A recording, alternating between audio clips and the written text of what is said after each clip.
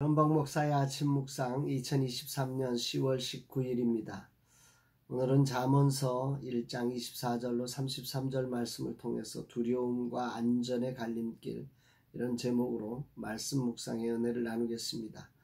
목회사관학교 6주차 절반이 지나고 있습니다. 오늘도 목회사관학교를 세우신 주님이 통치하시고 인도하시기에 기쁨으로 충성과 순종으로 나아가는 날 되기를 바랍니다. 강사님과 사관생도들 모두에게 주님이 축복해 주시고 이끌어 주시며 주님의 복된 뜻이 이루어지기를 기도합니다. 웨이브리즈 출시가 이제 열흘 남았습니다. 하루하루 지나는 것이 마치 1년이 지난 것 같은 느낌입니다. 무엇인가를 출산한다는 것이 이토록 쉽지 않습니다. 그럼에도 오늘도 소망 가운데 일어날 수 있음은 주님이 이 일의 대표가 되시기 때문입니다. 주님이 꿈꾸신 그 자리를 향해 오늘도 충성과 순종으로 나아갑니다. 주님 파트프라임을 축복하옵소서. 서재 디렉터를 축복하사 마지막까지 이 모든 일을 이룸에 부족함이 없게 하옵소서 고백합니다. 이날 주님은 어떤 말씀으로 인도하실까? 본문에는 하나님께서 그들이 들을 수 있도록 모든 곳에서 지혜의 부르심으로 초대했지만 듣지 않았다고 합니다. 24, 25절 내가 불렀으나 너희가 듣기 싫어하였고 내가 손을 폈으나 돌아보는 자가 없었고 도리어 나의 모든 교훈을 멸시하며 나의 책망을 받지 아니하였은즉 사람들이 있는 곳이면 그곳이 길거리든 광장이든 시끄러운 길목이든 성문옥이든 성 안이든 하나님은 지혜로 그들이 들을 수 있도록 큰 사랑으로 부르셨습니다. 그러나 그들이 듣지 않았지요. 듣기 싫어하였고 돌아보지 않았고 오히려 멸시하였다고 합니다. 이 시대가 참 지혜이신 복음에 대한 태도가 이런 모습이 아닌가 생각됩니다. 듣기 싫어하고 들은 척하지 않습니다.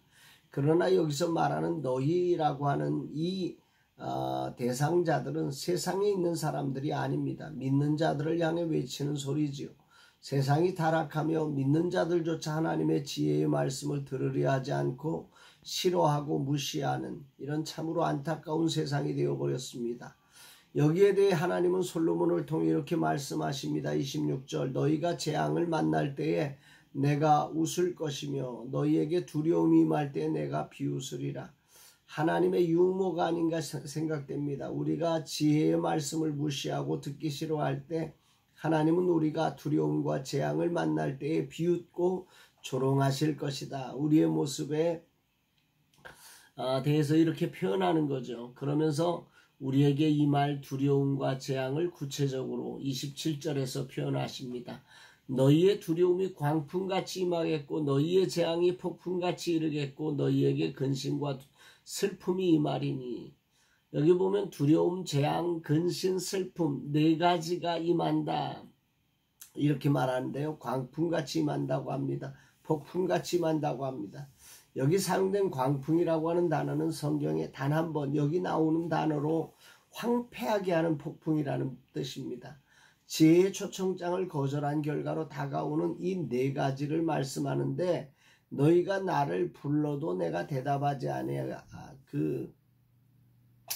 않겠고 부지런히 나를 찾으리라. 그래도 나를 만나지 못하리니 대저 너희가 지식을 미워하며 여호와 경외하기를 즐거워하지 아니하며 나의 교훈을 받지 아니하고 나의 모든 책망을 업신여겼음이라.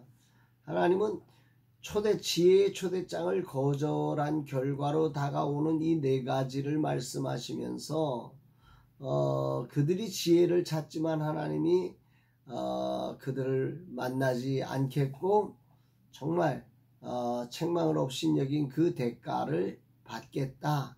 그래서 황폐하게 하는 폭풍이 그들에게 임하게 하겠다 말씀하고 있는 것입니다. 인간은 참 얄팍합니다. 자신의 유한함과 무지함을 잃어버리고 살 때가 많지요. 자신이 아는 것이 전부라 생각하며 지혜의 말씀을 무시하고 업신여기며 외면합니다. 그리고는 급하면 하나님을 부릅니다. 하나님을 하나님으로 대하지 못하고 급할 때 찾는 전당포 주인쯤으로 여깁니다. 하나님은 전지하시고 전능하신 분이십니다. 그분은 결코 우리에게 이용당하시는 분이 아니십니다. 사랑으로 참아주시고 기다려주시고 용납하시지만 때가 이를 때에 반드시 의로운 심판을 행하시는 심판주이십니다. 사랑의 초대장을 기쁨과 감사로 받는 자들에게는 참으로 복된 은혜가 있습니다. 그러나 사랑의 초대장을 외면할 때 하나님도 그들을 외면하십니다. 이들은 결국 자기의 행위의 열매를 먹는다고 합니다. 31절 그러므로 자기 행위의 열매를 먹으며 자기 꾀에 배부르리라. 솔로몬은 이 모든 이야기의 결론을 이렇게 맺습니다. 32, 33절 어리석은 자의 태보는 자기를 죽이며 미련한 자의 안일은 자기를 멸망시키려니와 오직 내 말을 듣는 자는 평안히 살며 재앙의 두려움이 없이 안전하리라. 어리석은 자의 태보, 이것은 뒤로 돌아가는 것을 의미하는데요. 어리석은 자의 특징은 순진해서 분별력을 잃고 여러 이야기에 마음을 빼앗겨서 뒤로 돌아가는 자, 결국은 정말 그것을 붙잡지 못하고 예전의 방식으로 돌아가는, 세상과 타협되는 이런 사람들을 어리석은 자의 태보다 이렇게 말씀하고 이들의 결론은 죽는다 말합니다. 또 미련한 자의 안일이 있죠. 미성숙한 자를 미련한 자라고 했는데 성숙으로 빨리 나가야 할 사람이 안일함에 빠져 있으니 그야말로 멸망할 수밖에 없는 거죠. 성경은 지혜의 말씀을 듣지 못하는 이들을 이 두 가지 부류로 나눈 것입니다. 하나는 어리석은 자요, 하나는 미련한 자다. 오직 지혜의 말씀을 듣는 자만이 평안히 살고 재앙에 두려움 없이 안전할 것이라고 합니다. 진정한 평안과 안전이 지혜의 말씀을 듣는 자에게 있다. 지혜의 말씀은 두려움과 안전의 갈림길이다. 이렇게 말씀한 것입니다. 오늘 아침 주님은 무엇을 말씀하시는 걸까? 지금 세상은 지혜의 말씀보다 인공지능으로 대변되는 축적된 세상의 지혜가 왕노릇하려고 합니다. 여기에 수많은 사람이 어리석은 자의 퇴보를 이룹니다. 또한 많은 믿음의 사람은 이런 세상의 버거움을 느끼며 미련한 자의 안일함에 빠져들고 있습니다. 자신이 해야 할 준비를 하지 못하고 방황하는 거지요.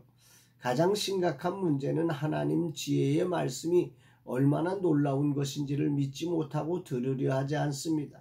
오늘도 목회 상한학교를 통해 말씀이 주는 지혜가 얼마나 놀랍고 위대한 것인지를 깨닫게 하라고 주님은 말씀하십니다.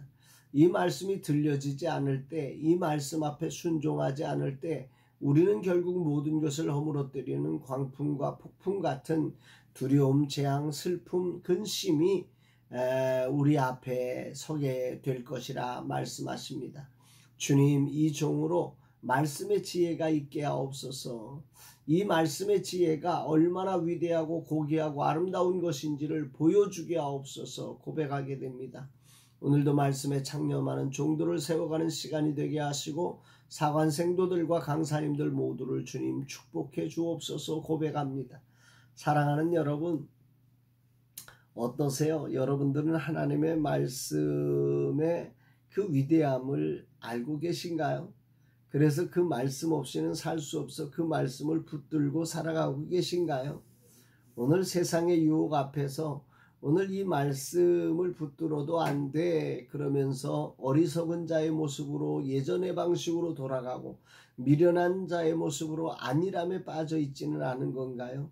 오늘 그 자리에서 벗어나서 진정한 안식과 진정한 능력의 승리가 이 말씀 안에 있음을 기억하면서 말씀을 듣고 행하는 우리 모두가 되기를 주의 이름으로 축복합니다. 사랑합니다, 여러분.